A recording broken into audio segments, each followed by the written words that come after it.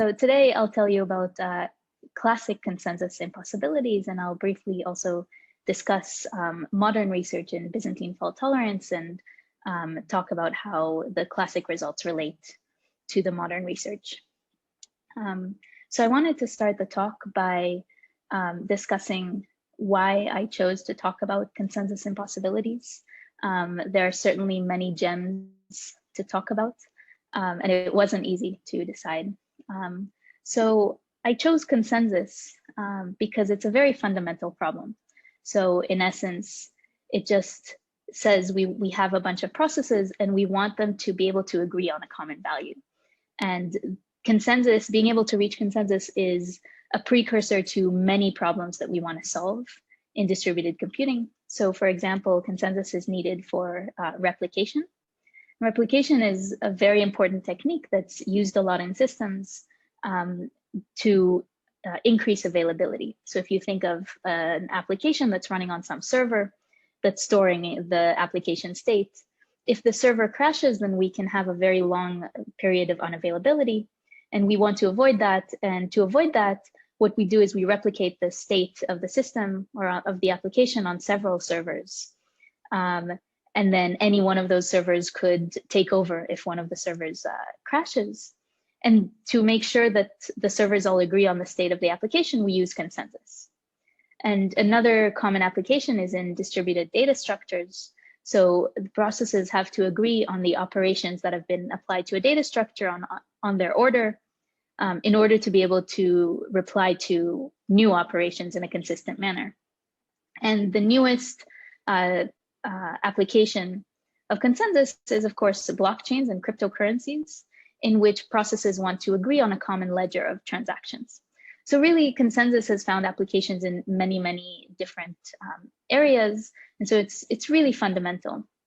Now, what I'm going to focus on in this talk is the concept of indistinguishability proofs for showing impossibilities. So indistinguishability is a technique for showing impossibilities, and at a very high level, and I'll go into more detail soon, the idea is that we think of two executions that could happen in our algorithm, and we think of the point of view of one specific process. And our goal to show an impossibility is to show two executions that should result in different responses. But from the point of view of some process, they are indistinguishable. So they look exactly the same to that process.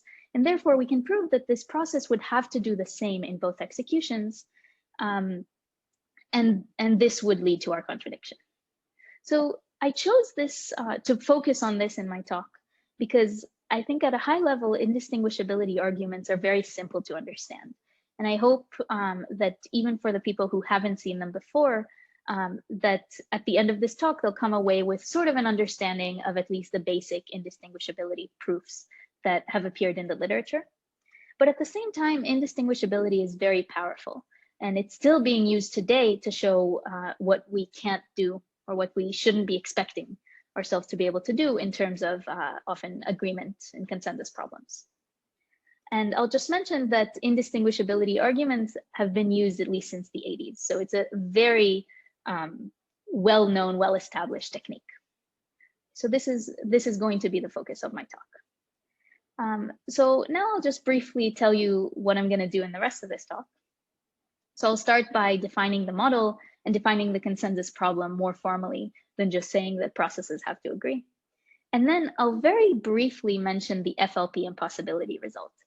Now, this is not a classic indistinguishability argument, but I wanted to mention it because in my experience, everyone, when they think about consensus, they know the FLP result, but might not know other results in the area. Then I'll focus the majority of my talk on indistinguishability arguments. And finally, I'll conclude by talking about current research and how they use indistinguishability proofs. Okay, so to discuss the model, I have a diagram of our distributed network. And unlike the GEM session from yesterday, here I'm going to assume that all processes can communicate with each other, and it doesn't matter which pair of processes communicate. So there's no extra cost to pay. There aren't any processes that are farther away, at least in the model, than other processes. Okay, so they're sitting in this all-to-all connected network. However, we're also going to have challenges. So in particular, our processes might fail, and failures can happen in practice for all sorts of reasons. There could be bugs that cause misbehavior or crashes. There could be overheating or power outages that really cause a machine to stop communicating altogether. And there could be malicious attacks. And so I'll introduce a little bit of notation. We're going to discuss systems in which there are n processes overall, and up to f of them might fail. And we'll start with failures just being crashes, and we'll enhance them to Byzantine failures later. And so in a crash, a process simply stops executing. Now, another challenge that we'll face is asynchrony in the network. So there might be varying delays. And this can be due to usually network congestion. So if there are many messages trying to go across the network will slow down, and these variations in speed can be very large. And so we'll model them as an asynchronous network. This is what we call a network in which we don't know how much the message delays may vary. And to model this in theory, we'll assume an adversary that can control both how much the messages are delayed across any connection, and also which processes fail. Okay.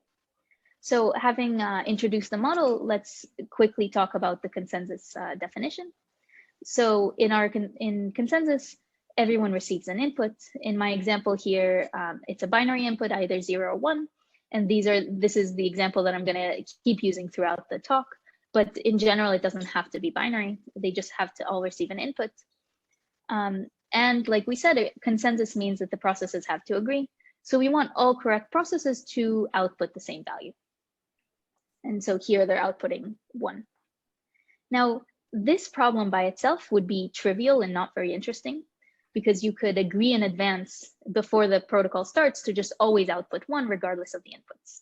And so to make it non-trivial and actually relevant for practical problems, we have an additional requirement called validity, which says that the output that's agreed upon has to have been the input of some process. Okay. And finally, we do want termination. We don't require failed processes to terminate, but we require every other process to eventually output a value. Is everyone okay with the definition of consensus? Okay, great. So that was our model and definition and problem definition. I'll very briefly talk about FLP. So the FLP result says that consensus is impossible in a setting in which there's at least one crash that can happen, and there's asynchrony in the network.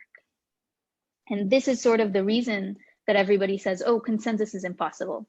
And in fact, I went around and I asked a few of my friends who are computer scientists but don't work in distributed computing, and I asked them what they know about consensus, and they all said, we know that consensus is impossible, but that people solve it every day.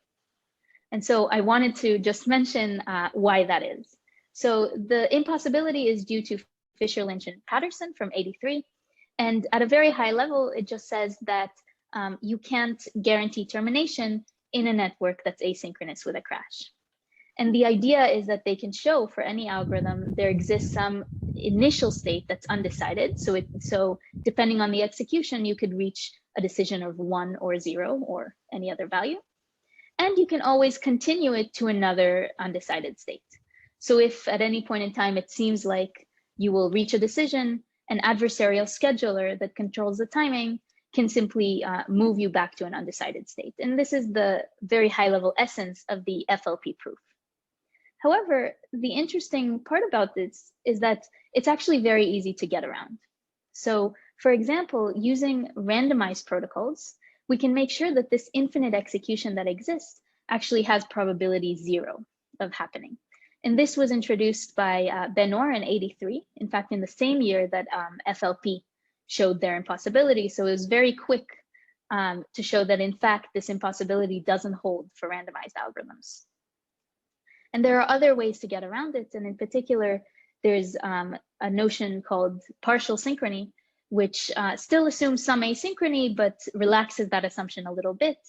And with partial synchrony, you can just cut off infinite executions eventually. Okay, so this was my very high-level glance of the FLP result that everyone has heard of. What I want to do for the rest of this talk is focus on different impossibilities, which are based on indistinguishability arguments. So I'll do this in 3 parts. So I'll start with an extremely basic and well-known indistinguishability argument, which is called the partitioning argument. And we'll look at this for crash consensus. And so what I'm going to show you is that consensus cannot be solved for with crash failures that I introduced in an asynchronous system if more than half or at least half of the network might fail. And to see this, we can consider a network with 2 processes, A and B, and an execution in which each of them receives a different value. And now, because the network is asynchronous, there could be a partition between these 2 processes. It could be that the messages between them take just a very long time to arrive. Now, in this scenario, the process A might think that the situation is that B has crashed, but its input was also 0. Now, if this were the true execution, then A would have to decide 0 by termination and validity, right? It has to decide 0 if all the processes received 0. And so A will eventually decide 0. And similarly, B might think A has crashed and it will have to eventually decide 1. And here, just by delaying the messages until after decision, we've caused a break of agreement. And so we did this using an indistinguishability argument. The process A couldn't distinguish between the actual execution and the execution that it thought could happen, in which it had to decide 0. So this is a very basic sort of use of the indistinguishability argument. And I'll just mention that I only showed you this argument for 2 processes, but it's very easy to generalize to any number of processes. You just divide the processes in half, you cause a partition between the 2 halves, and then both halves have to decide the input that they see. So from now on, I'll only show small numbers of processes just for simplicity, but all the arguments that we'll talk about are actually quite easy to generalize to higher numbers of processes. Okay, so that was indistinguishability 1. Hopefully everyone was able to follow that. We'll now talk about a slightly more interesting indistinguishability argument, which I call Byzantine partitions. Okay, so to talk about Byzantine partitions, I want to first talk about the Byzantine model. So here, I know this is a very busy slide, but it's a slide that we've already seen before, this is our model and problem. So with Byzantine failures, instead of just crashing and stopping the execution, we'll have a process that fails in a Byzantine manner can now act arbitrarily, and it can maliciously try to derail the protocol. Okay, so that is the difference in the failure definition. And just there's a small difference of the validity definition for consensus, which is that now we want the processes to output not just any input value, but the input value of a correct process. And this makes sense because it's not well defined what the input value of a Byzantine process might be, since a Byzantine process can invent anything it wants. Okay, so now our validity just requires that the output will be the input of a correct process. Okay, so having said that, let's look at a Byzantine partitioning argument, which is called split brain in the community. And this argument was introduced by Dwork, Lynch, and Stockmeyer in '84. And it shows that Byzantine consensus cannot be solved in an asynchronous system if more than 1/3 of the network fails. So before with crashes, we could tolerate 1/2 of the network. Here we can only tolerate 1/3. And the argument is quite similar to what we've seen before. We have 2 correct processes, A and B, and another process that will be Byzantine. Now, the correct processes again receive different inputs, and the Byzantine process can tell process A that it received 0, and it can tell process B that it received 1. And if we again have a partition between the correct processes, then they don't hear from each other, and we can arrive at a similar indistinguishability. So it's possible that A believes that B might be Byzantine, which is the reason that it's not hearing anything from B, and that C is in fact correct and has input 0. In this case, A must decide 0. And similarly, B can believe the same thing, that C has input 1 and that A is Byzantine. And again, we have an indistinguishability argument where both processes cannot distinguish between the real execution and an execution in which they have to decide some value. And here again, we broke agreement. Okay. So this is called the split brain because the Byzantine process splits itself into two and simply behaves as if it has different inputs. Okay. So that was another indistinguishability. And in both of these cases, we relied on the asynchrony to cause partitions. Now I want to talk about a slightly more subtle indistinguishability argument in which we won't rely on partitioning. Okay. And in particular, I want to discuss what happens when the network is synchronous. So note that if the network is synchronous, we can't cause a partition. And in particular, if we make A not hear from a process B, then A will know for sure that B is faulty, because in a synchronous system, you always receive a message that has been sent. Okay, so in effect, we can't have a partition when we talk about a synchronous network. Now the question is, does synchrony break the results that we saw before, where we really relied on the asynchrony to cause partitions to arrive at our results? And the answer is that if we only have crash faults, then yes, synchrony does in fact help us solve consensus with more, tolerating more failures. However, with Byzantine faults, it doesn't actually help. Okay, so I'll show you this result by Fisher, Lynch, and Merritt from '85 that says that even in a synchronous system, Byzantine consensus cannot be solved with the same fault tolerance of up to 1/3 of the network. If you have more than 1/3, then you can't solve it. And the idea of this will start very similarly. We'll have again 3 processes. 2 of them will be our correct processes that receive different values. The 3rd one will be Byzantine. And this time we can't cause the correct processes not to communicate with each other. So the idea is that the Byzantine will use a trick, and it will pretend when talking to process A that it heard 0 from process B. And similarly, when talking to process B, it will pretend that it heard 1 from process A. Now, note that process A and B will be hearing from each other as well, and they'll be telling each other something different from what they're hearing from process C. So what will happen here is that A and B will know that someone is being Byzantine. They'll know this for sure, but they won't be able to tell which one it is. Okay, so the idea of this attack is for the Byzantine process to pretend that the other process in the system is Byzantine. Now, this sounds maybe at a high level fairly simple, but we have to ask ourselves, what messages must the process C send in order to reliably be able to fool A and B?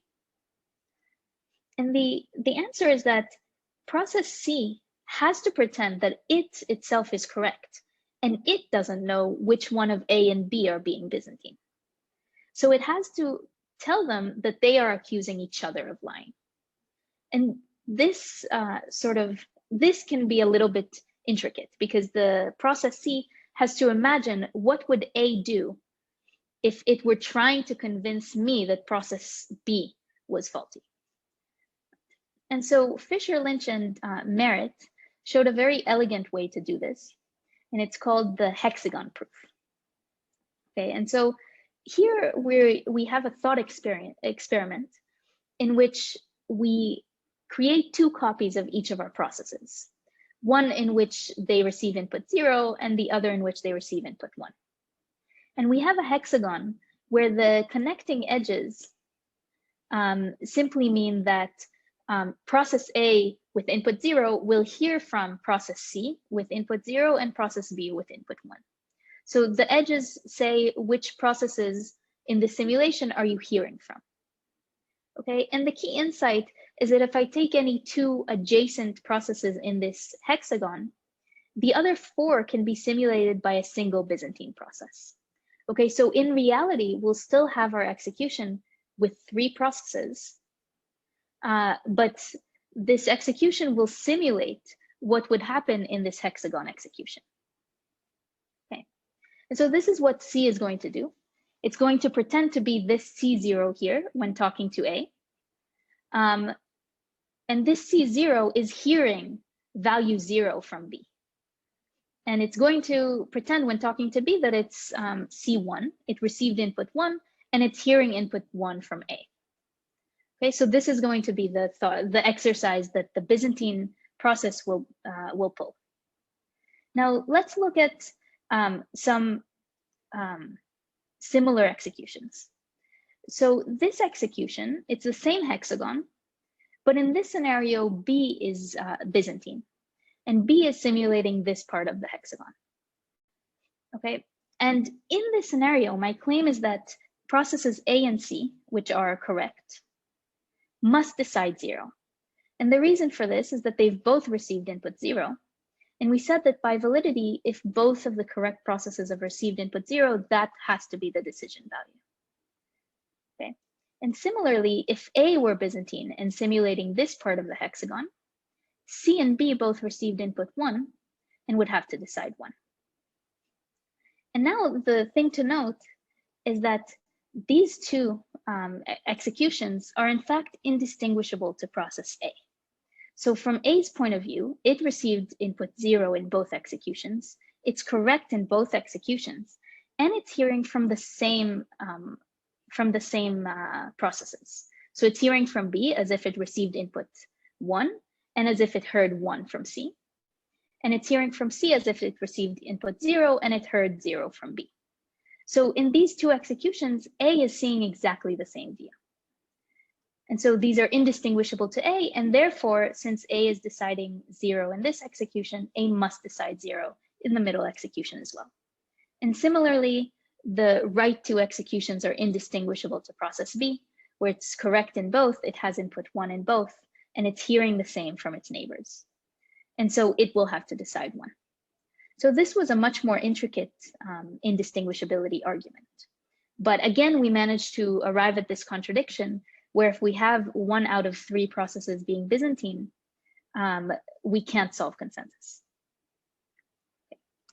Now, I want to just take a few minutes to talk about where an indistinguishability proof might fail. So far, I've showed you arguments that seem to show that I can always use indistinguishability to show impossibilities, and that's not always true. And in particular, I want to talk about the concept of signatures. And this is a concept that it's basically a cryptographic primitive that's very useful to design algorithms against Byzantine failures. And the idea is that each process has a unique signature that is value specific. So I can take a value and sign it, and you would know that I and nobody else signed this specific value. It's unforgeable, so no one else can forge my own signature. And furthermore, it's transferable. So if I send my signature to Kellen and she forwards it to Valerie, then Valerie will know that I created this signature and no one else. And this signatures can be very useful. And what I want to show you is how signatures can actually break the hexagon proof that we just saw. So imagine an algorithm that basically what it does is every time a process sends a message, it has to sign it with its own signature. And every time it receives a message, it forwards this message to all the other processes. Okay. And in this case, let's look at the two executions that were previously indistinguishable to A. So here, when B is Byzantine and simulating this part of the hexagon, B can create its own signature, but will not be able to create a signature for C and forward it. Whereas in the other execution, where C is Byzantine, C can create its own signature, but not B's signature. And now, because in one execution, A is receiving the signature of B but not C from the Byzantine player, and in the other it's receiving C but not B, it can now distinguish between them. And in fact, with signatures, we can solve Byzantine consensus in a more fault-tolerant way in a synchronous system. Okay, so this is all I wanted to get through in terms of indistinguishability proofs. And I'll just take the last few minutes to talk about research today in Byzantine fault tolerance. Okay.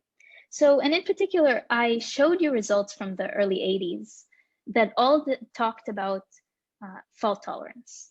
So how fault tolerant are we when solving consensus in certain models? However, there are also a lot of interesting questions that are still being studied today about various complexity metrics. So one complexity metric to look at is communication complexity, which asks, how many bits am I sending?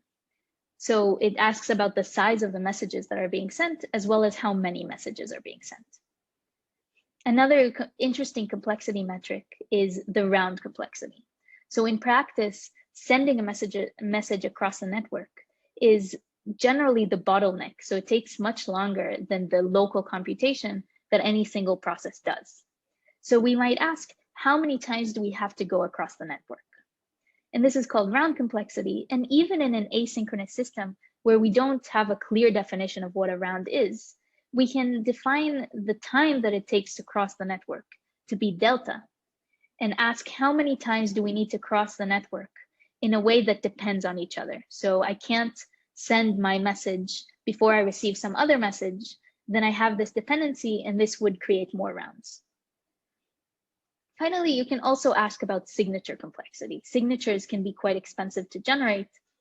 And the key is that even if I send the same message to many processes, I might only have to create a single signature.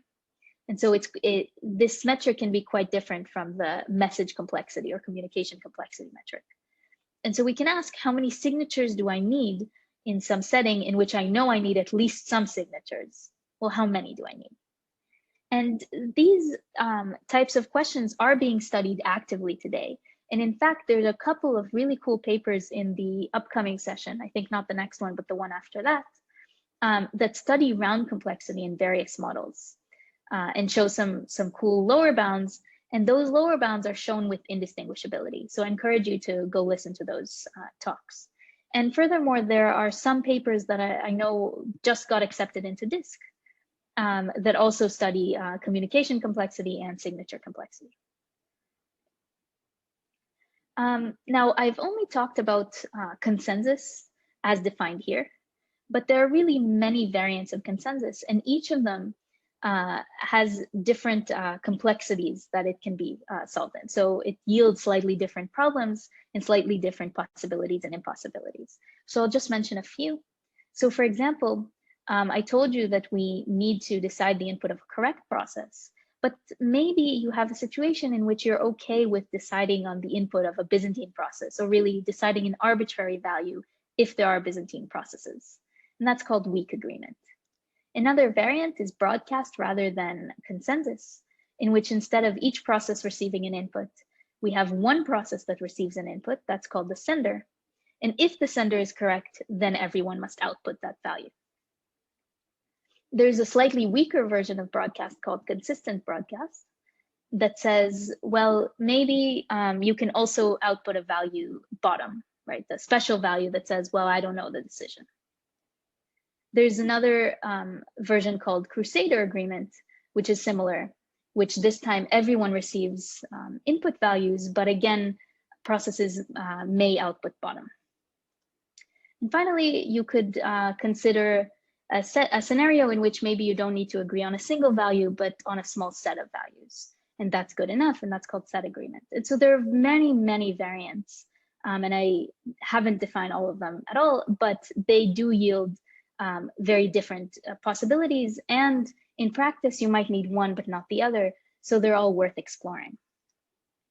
Finally, I'll note that we saw that Byzantine fault tolerance, we can tolerate less failures than the crash scenario. But there's been a lot of work saying, well, you know, fault tolerance is really important. It yields more robust systems. And if I have higher fault tolerance, I might be able to have lower resource use. So if I know I need to tolerate just one failure, if I can do this with 3 machines instead of 4, I've saved myself a lot of resources. And so people care about how fault tolerant their systems are. And the reason, the inherent, like sort of the inherent reason for why we needed 3F+1, so we could only tolerate up to 1/3 of the network being Byzantine and not half, is that the attack that the Byzantine process can do is called equivocation. It can send different values to different processes. And there's been work saying, well, what if I can come up with some hardware support that prevents this behavior? And so there's a lot of work showing how to achieve this mechanism called non-equivocation in hardware, how to use it efficiently. So it turns out if you want to increase the fault tolerance using such a non-equivocation mechanism, you might end up having to send more messages or employ more signatures. And there's new questions on how to reduce that. And there are various other definitions of equivocation out there. And so this appeared in yesterday's blockchain session and will also appear similar papers in DISC. And all of these papers, when they show lower bounds, they very often rely on indistinguishability proofs. Okay. So now I'll just briefly conclude. I showed you a few fundamental results in the possibilities and impossibilities of consensus. In asynchronous crash consensus, so if I have an asynchronous system with crash failures, I can't solve consensus with F being more than 1/2. And this is true despite, even if I get around FLP using randomization or something similar. Similarly, in an asynchronous Byzantine setting, I can't solve consensus if I have a more than 1/3 of the network failing. And these two claims we showed using partitioning and distinguishability arguments. Now, when we can't partition because of a synchronous network, we were still able to show that if I don't have signatures, Byzantine consensus still needs less than 1/3 of the network being faulty. And so I guess the main takeaway that I want you to get from this talk is that really the classic indistinguishability techniques from the 80s that I showed you here, these are the same techniques that are still used in the papers in PODC and DISC now. And I think that's pretty cool. So, yeah, I'll be happy to take any questions.